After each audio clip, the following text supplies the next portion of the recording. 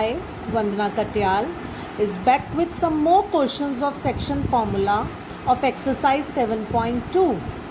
In question number 8, students, what they are saying कि there is a line segment AB जिसमें A के coordinates हैं -2, -2 and 2, -4 are the coordinates of B.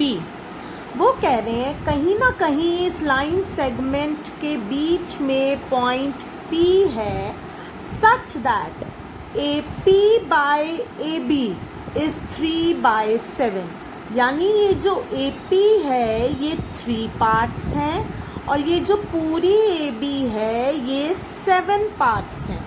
We have to find the coordinates of P. हम मान लेते हैं P के coordinates को x, y. अब अगर आप ध्यान से समझें, अगर AP 3 है और पूरी AB 7 है तो ये PB क्या हो जाएगी? 7 में से 3 माइनस करेंगे आप तो वो 4 हो जाएगी. It means AP is to PB is 3:4. अगर आपको ये स्टेप क्लियर हो जाता है तो बड़े आराम से मेरे पास सेक्शन फॉर्मूला से x एंड y की वैल्यू आ जाएगी, because AP is 3 and PB is 4 और xy coordinates by section formula.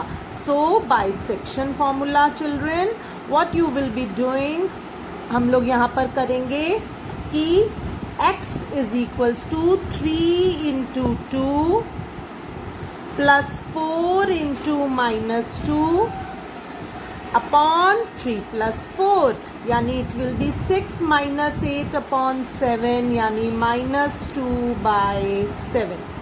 y will be equal to 3 into -4 plus 4 into -2 upon 3 plus 4, यानी कि वही mx1 plus nx2 upon n plus n, and it will be -12 plus -8 upon sorry, you will just directly write -8 upon 7.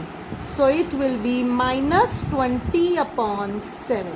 तो यहाँ पर मेरे पास P के coordinates आ जाते हैं -2/7, -20/7.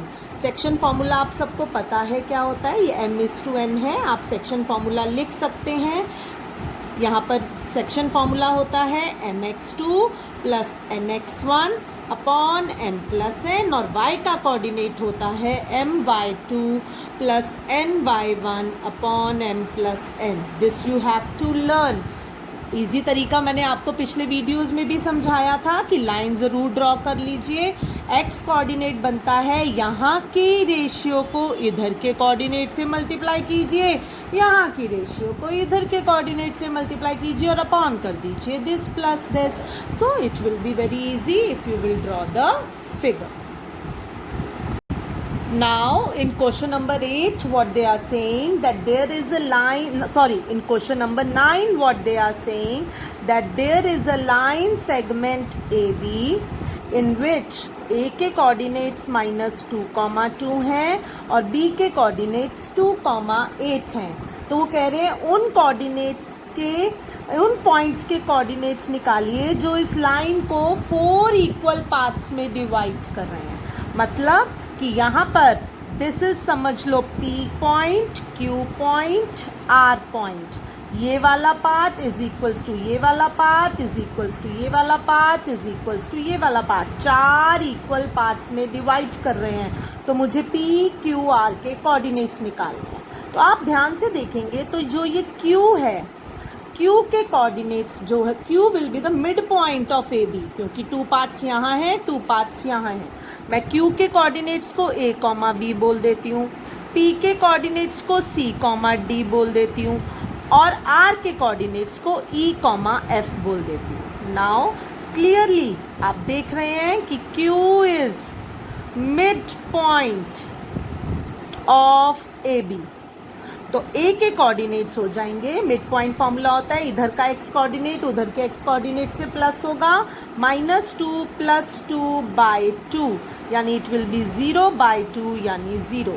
B के कोऑर्डिनेट्स होंगे 2 + 8/2 यानी कि 10/2 यानी कि 5। तो हमें क्यू के कोऑर्डिनेट्स मिल गए 0,5। देखिए ये कोऑर्डिनेट्स हो गए 0,5। अब जो P पॉइंट है that is clearly the mid point of A Q. Now P is mid point of A Q. तो हमारे पास P के जो कोऑर्डिनेट्स होंगे C दैट विल बी -2 + 0/2 यानी -2/2 यानी कि -1। जो D के कोऑर्डिनेट्स होंगे दैट विल बी 2 + 5/2 यानी कि 7/2। तो मेरे पास P के जो कोऑर्डिनेट्स हैं वो निकल कर आए हैं -1,7/2। सिमिलरली जो R है that will be the mid point of QB। So you will write similarly R is mid point of QB। तो R के जो कोऑर्डिनेट है E दैट विल बी 0 + 2/2 यानी कि 1। एंड जो F के कोऑर्डिनेट्स हैं दैट विल बी 5 + 8/2 यानी कि 13/2। तो यानी कि जो R के कोऑर्डिनेट्स हैं वो मेरे पास निकल कर आ गए 1,13/2। तो इस तरह से हमने पहले Q को AB का मिड पॉइंट कह के Q के कोऑर्डिनेट्स निकाल लिए, फिर P को AQ का मिड पॉइंट कहा और फिर R को QB का मिड पॉइंट कहा और ये क्वेश्चन हो गया simple. Now the last question of this exercise says that कि 10th क्वेश्चन कि अगर मेरे पास रोम्बस है, दिस इज द रोम्बस जिसके चारों कोऑर्डिनेट्स मुझे दिए हुए हैं ABCD 3,0। B के कोऑर्डिनेट्स हैं 4,5, C के कोऑर्डिनेट्स हैं -1,4 और D के कोऑर्डिनेट्स हैं -2, मुझे इस रोम्बस का एरिया निकालना है। आपको पता है एरिया ऑफ रोम्बस का फॉर्मूला होता है ½ × D1 × D2। तो हम यहाँ पर क्या करेंगे, डायगोनल 1 भी ज्वाइन कर देंगे और डायगोनल 2 भी ज्वाइन कर देंगे। तो पहले मैं D1 यानी कि D1 जो है कि AC है उसकी लेंथ निकालती हूँ। That will be √ of x2 - x1 का whole square plus y2 - y1 का होल स्क्वायर। यानी क्या करेंगे हम यहाँ पर -1 - 3 का whole square, distance formula use कर रहे हैं बच्चों, 4 - 0 का होल स्क्वायर।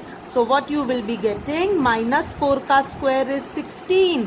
तो 16 + 16, 16 + 16 इज 2 × 16 और 16 का जो स्क्वायर रूट होता है वो होता है 4। So it will be 4√2। आप 16 + 16 32 भी कर सकते हैं और 32 के फैक्टर्स बनाकर देख सकते हैं कि वो 4√2 होता है। नाउ D2 निकालते हैं।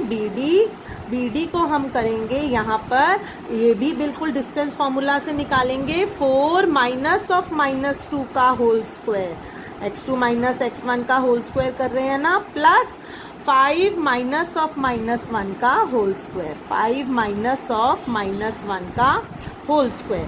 तो इट विल बी 4 + 2 6 का होल स्क्वायर 36, 5 + 1 6 का होल स्क्वायर 36। ये देखिए, तो यहाँ पर बिल्कुल वही ट्रिक लगा देती हूँ। 36 + 36 इज 2 × 36। 36 का स्क्वायर रूट होता है 6, तो इट इज 6√2। आप 36 + 36 करके 72 करके उसके फैक्टर्स करके भी 6√2 निकाल सकते हैं। तो अब area of rhombus will be ½ × D1 निकला है 4√2 और D2 निकला है 6√2।